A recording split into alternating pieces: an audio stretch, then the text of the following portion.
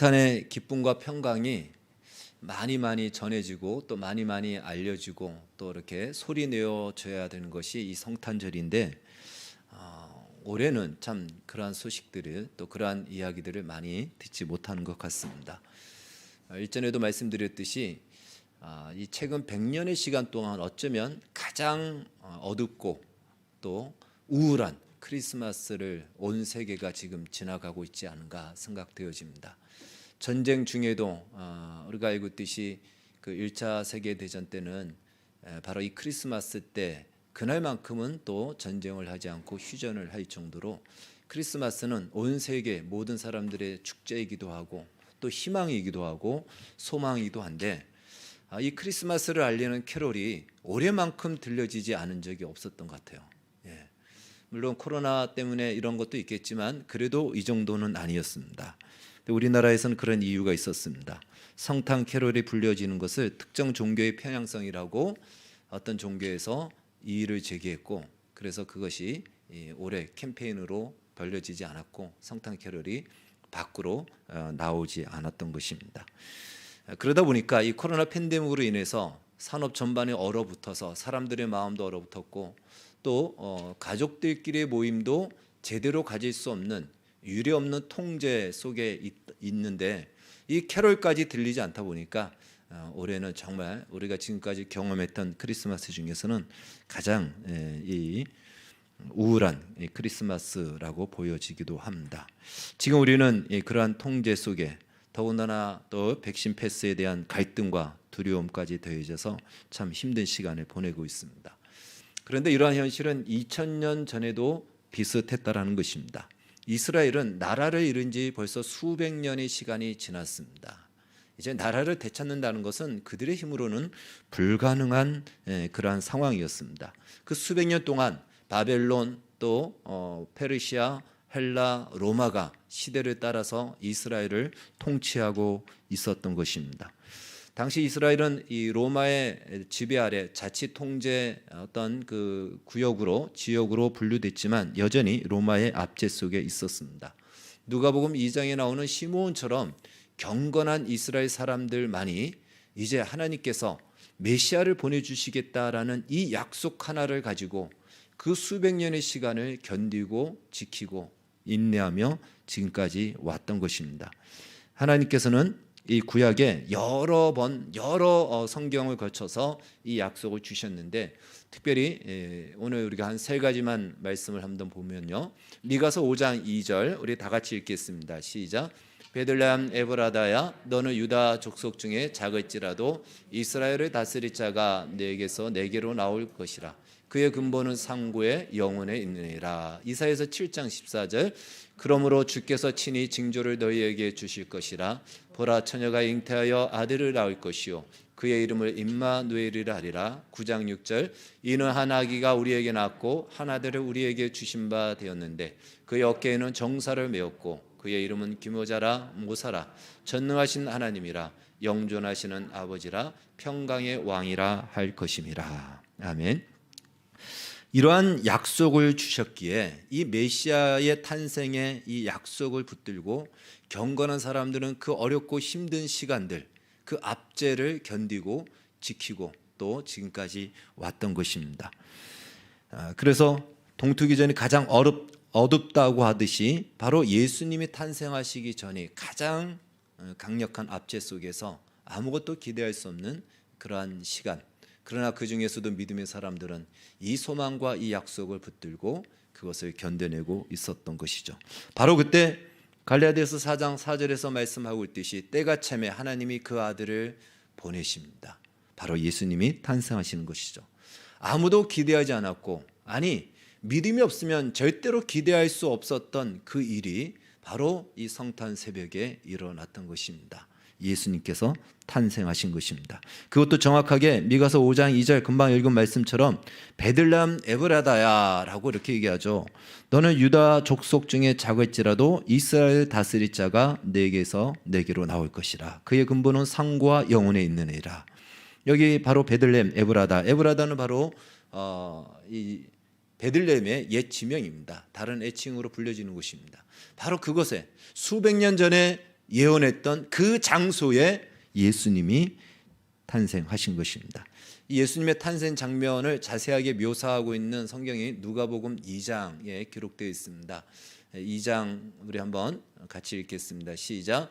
그때 가이사 아구스도가 영을 내려 천하로 다 호적하라 하였으니 이 호적은 구레노가 수리아 총독이 되었을 때 처음 한 것이라. 모든 사람이 호적하라 각각 고향으로 돌아가며 요셉도 다윗의 집 족속이므로 갈릴리 나사렛 동네에서 유대를 향하여 베들레헴이라 하는 다윗의 동네로 그 약혼한 마리아와 함께 호적하러 올라가니 마리아가 이미 잉태하였더라. 거기 있을 그때에 해산할 날이 차서 첫 아들을 낳아 강부로 싸서 구유에 누웠으니 이는 여간에 있을 곳이 없음이러라. 아멘. 훗날 예수님은 이 공생애를 시작하실 때 많은 사람들이 갈릴리 출신, 나사렛 출신으로 알고 있습니다. 왜냐하면 예수님께서 어릴 적부터 나사렛, 갈릴리 지역의 나사렛에 온 곳에서 자라셨기 때문에 그렇습니다. 그래서 요한복음 1장에 보면은 빌립이 나다나엘에게 전도할 때에 바로 그가 누군데라고 물어보니까 나사렛 예수야라고 말하니까 이렇게 얘기하죠. 아니 나사렛에서 무슨 선한 것이 나올 수 있다고. 그래서 성경에 예언되어 있지도 않은 어떻게 거기서 구세주가 나올 수 있고 메시아가 나올 수 있단 말이냐라고 이야기할 정도로 예수님은 나사렛에서 자라셨습니다. 그러나 바로 이 비밀이 있었던 것이죠. 예수님의 탄생은 나사렛이 아닌 바로 오늘 우리가 읽은 성경대로 바로 베들레헴이었던 것입니다. 그럼 예수님이 왜 이 베들레헴 무슨 원정 출산을 간 것도 아니고 왜 베들레헴에서 태어났을까? 바로 누가복음 2장 1절에 그때 가이사 아구스도가 영을 내려 천하로 다 호족하라 하니 이러한 명령, 이러한 어떤 로마 황제의 이 지침 때문에 정책 때문에 이 일이 이루어졌던 것입니다. 저희 가이사 아구스도는요 우리가 알고 있는 역사 속에 나오는 로마 황제 이 줄리어스 시저입니다. 바로 그 시저가 명령을 내려서 호적 조사를 하게 합니다. 물론 여러 가지 이유가 있겠지만 인구 조사이며 세금 때문에 명을 내립니다. 그래서 자기의 본적지로 가라라고 했을 때 바로 다윗의 가문이었기 때문에 요셉은 그 유다 지역 예루살렘 지역으로 가는 중에 이제 베들레헴에게 이르게 됩니다. 그 나사렛에서 이 베들레헴까지는 160km라는 상당히 먼 거리입니다. 보통 사람의 걸음으로도 한 8일 정도는 걸릴 거리니까 바로 이 만삭에 가까운 마리아를 데리고 갈 정도였으면은 그 2배 이상은 걸렸다라고 볼 수 있겠죠. 그러다 보니까 모든 사람들이 이미 꽉 차 있고 여간에 자리 잡을 수도 없고 다른 곳을 찾을 수 없을 만큼 이제 해산이 임박해서 결국 어느 한 축사에 들어가게 되었고 축사에서 예수님은 탄생하게 되는 것입니다.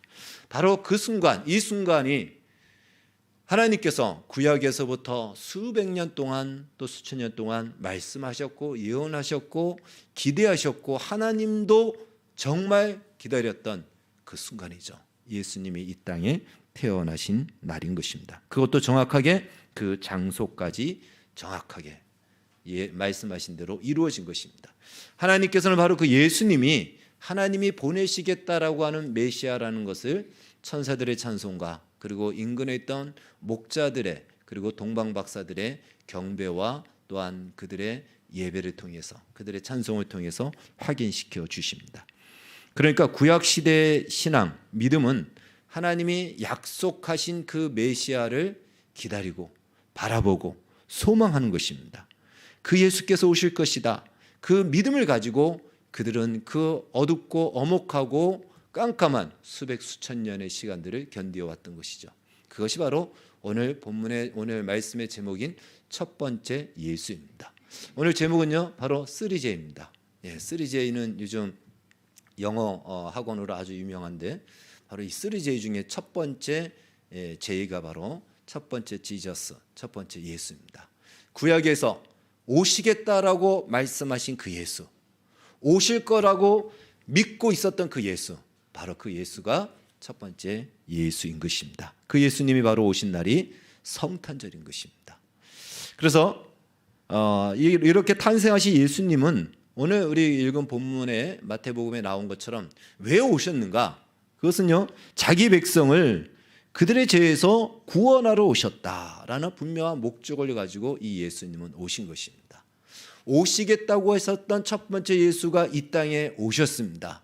왜 오셨는가? 우리를 구원하기 위해서. 그 목적대로 예수님은 우리의 죄값을 대신 지불하시고자 십자가의 죽음을 당하셨습니다. 그래서 예수님의 속죄로 말미암아 이제 여러분과 제가 죄인에서 의인이 된 것입니다. 우리의 죄 사함을 받고 우리가 하나님의 자녀와 백성이 되는 이 놀라운 역사에 기대했던 그 영광, 그 은혜를 예수께서 오셔서 성취하신 것입니다.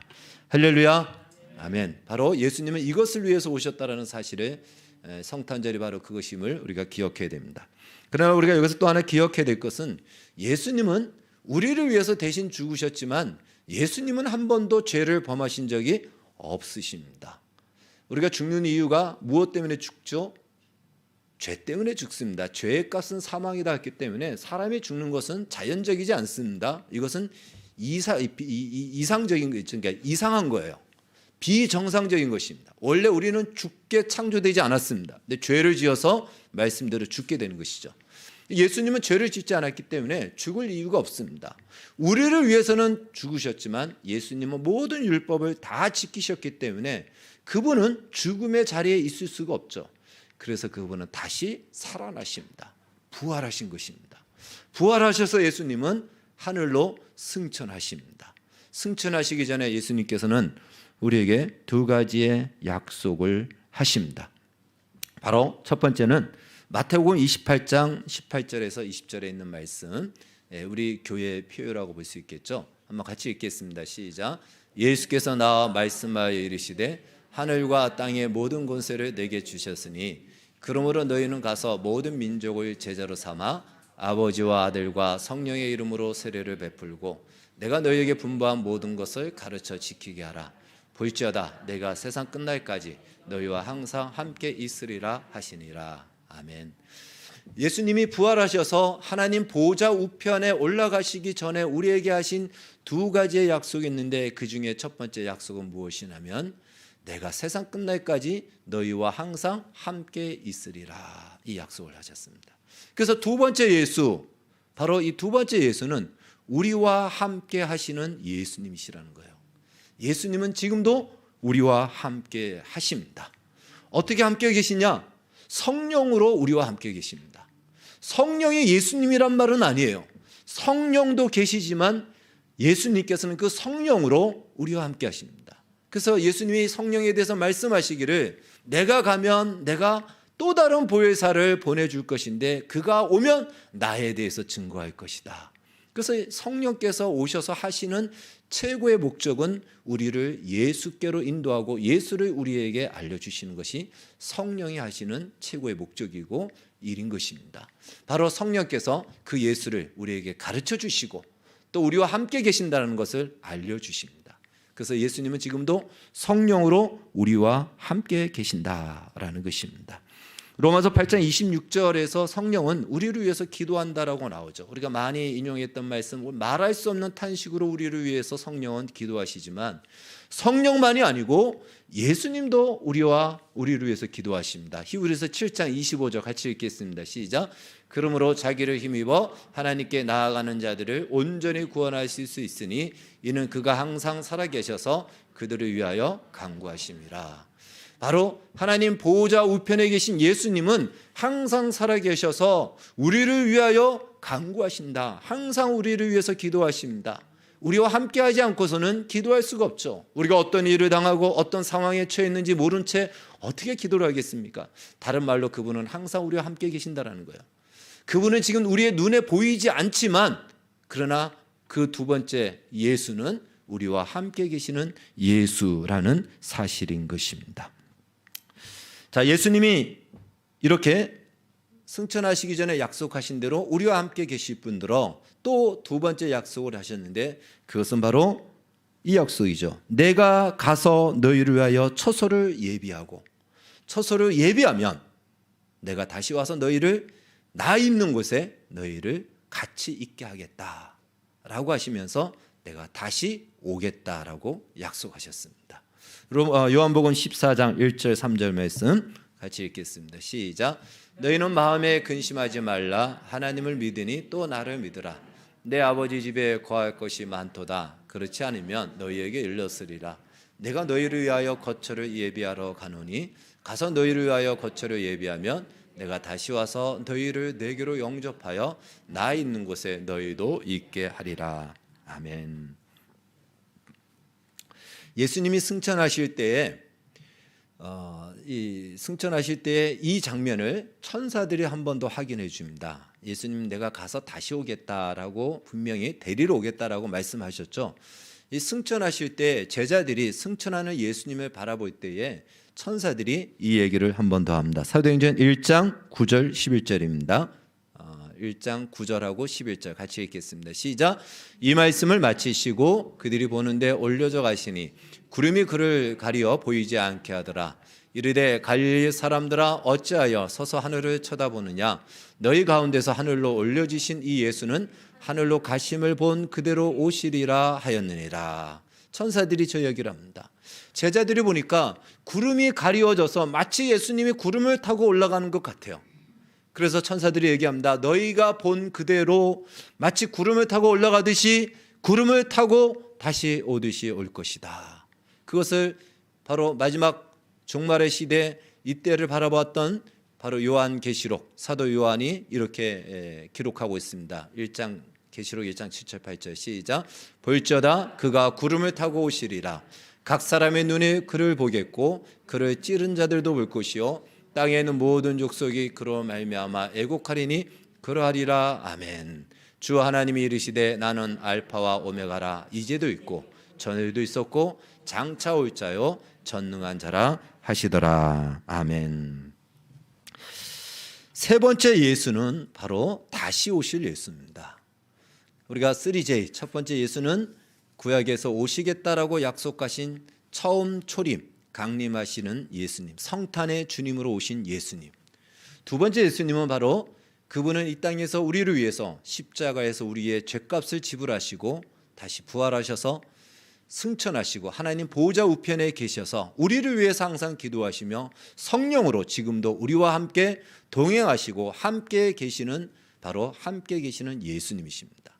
그리고 세 번째 예수님은 약속하신 대로 다시 오시겠다라고 하신 예수님이십니다.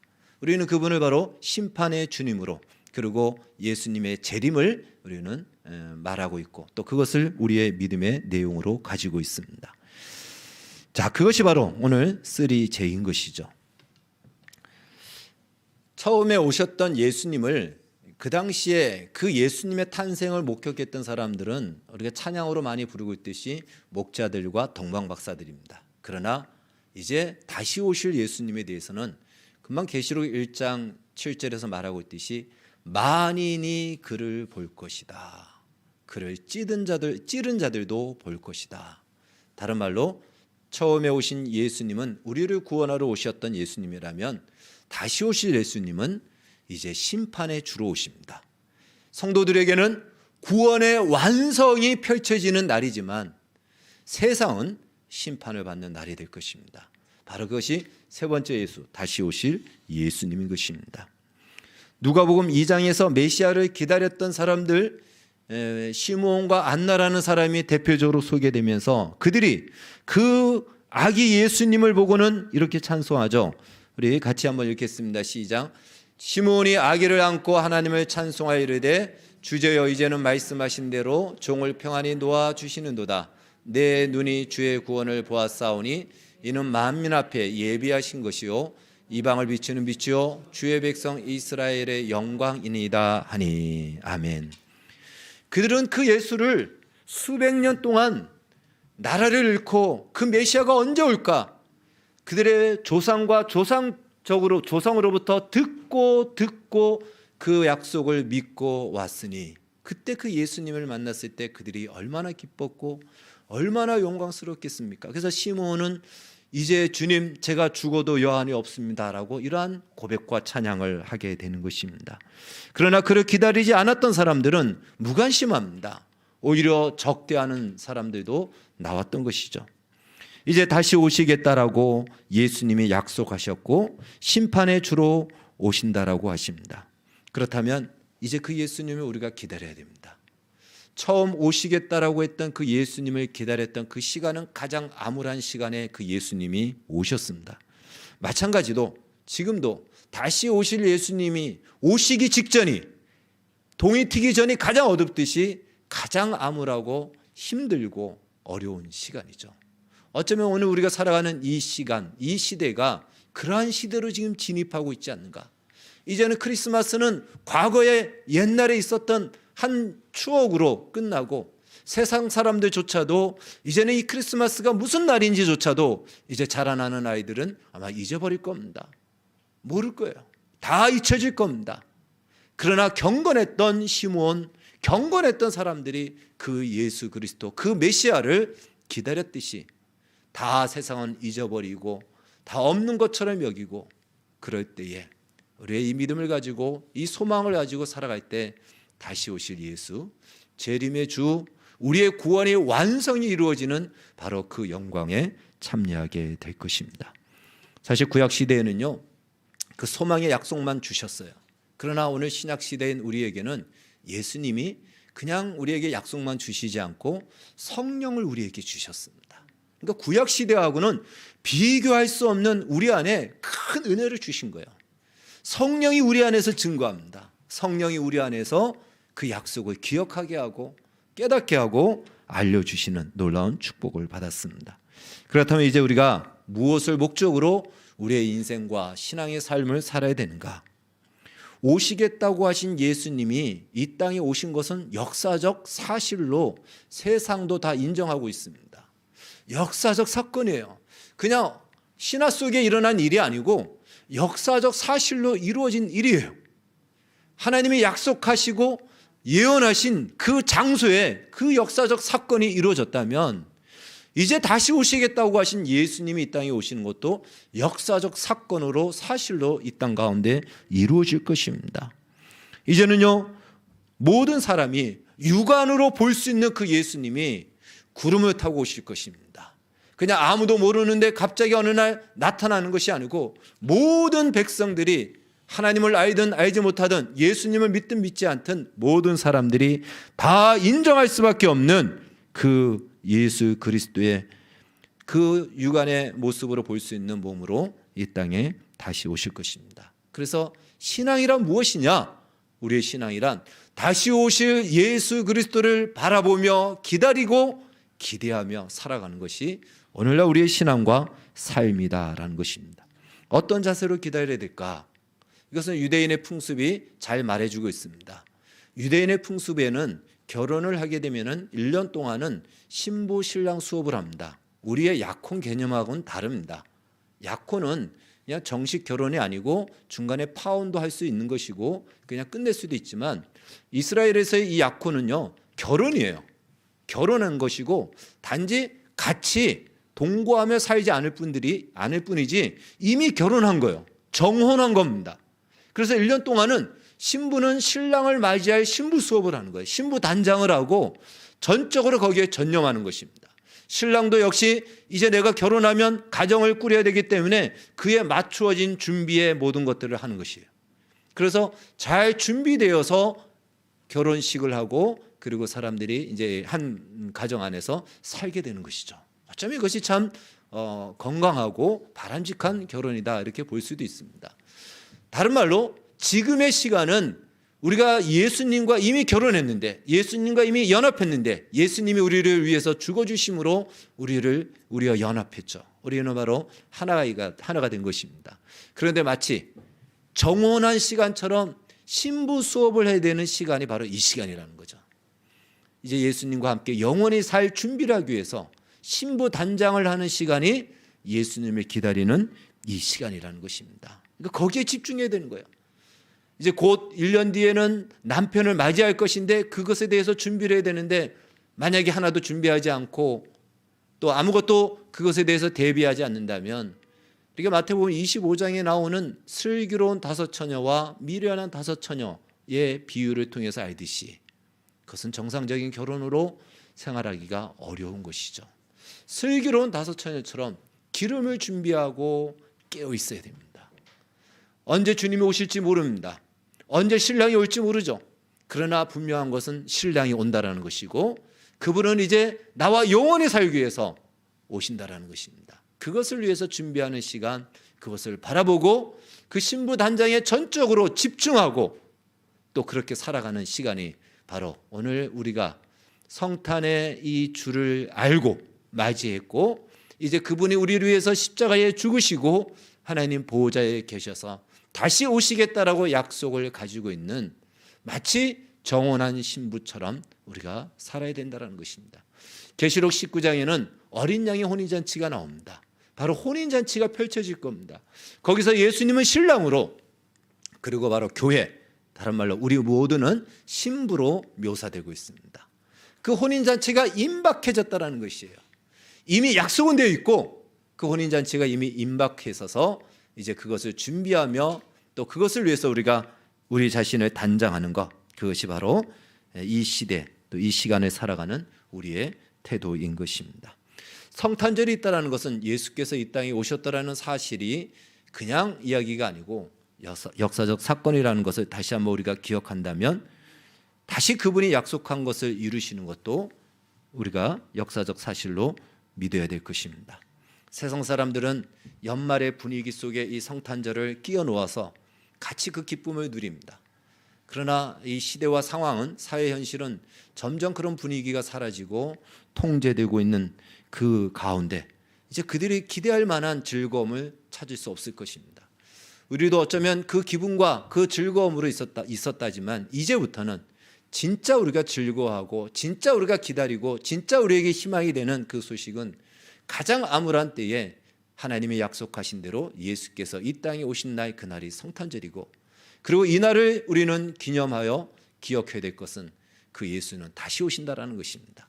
그 예수 다시 오실 날을 기다리고 준비하는 경건한 이 시므온처럼 이스라엘 사람들처럼 오늘 이 시대에 세상에 엄혹하고 힘들고 어렵지만 그러나 그 가운데서 절망하지 않고 낭망하지 않고 소망과 기대를 가지고 믿음으로 우리 자신을 단장하고 지켜내는 바로 이것이 2021년 성탄을 맞이하는 우리의 자세가 될 것입니다. 그래서 그날이 이르렀을 때에 오늘 시몬이 누가복음 2장에서 고백했던 것처럼 그 영광의 기쁨을 마음껏 고백하고 찬양하는 그 혼인잔치에 우리 모든 성도들이 다 들어가기를 주의 이름으로 축원합니다. 기도하겠습니다. 주님 감사합니다. 오시기로 약속하신 그 예수님이, 그 메시아가 언제 올까, 오늘 올까 내일 올까 기다리고 고대했던 이스라엘의 경건한 사람들이 2000년 전 예수 그리스도를 맞이했습니다. 역사적 사실로 사건으로 맞이한 영광의 날이 바로 성탄절입니다. 그 예수님이 다시 오시겠다고 하셨습니다. 이제 우리가 그 영광의 날에 참여하는 기다리는 자들이 되게 해주시고 약속을 가진 자들이 되게 하여 주시옵소서. 우리의 인생과 신앙에서 첫 번째, 두 번째, 세 번째 쓰리제이라고 이름을 붙인 바로 그 예수님이 우리의 삶의 중심이 되어서 오신 예수님, 함께 계시는 예수님, 다시 오실 예수님, 이것이 우리의 인생과 신앙의 전부가 되게 해 주셔서 그 예수님과 동행하며 그 예수님을 만날 날을 기다리며 살아가는 우리 모두가 되게 하여 주시옵소서. 성탄절이지만 세상에서는 참으로 바라보고 기대할 희망이 점점 사라지고 있습니다. 이 성탄절이 희망이 되고 즐거움이 되는 이유는 바로 예수께서 오셨기 때문에 우리에게 기쁨과 즐거움입니다. 세상에서 그것을 잃어버린다면 다시 예수로 말미암아 그 기쁨과 즐거움이 회복되게 해주시고 세상 가운데 흘러가게 하여 주시옵소서. 예수님의 이름으로 기도하옵나이다. 아멘. 우리 115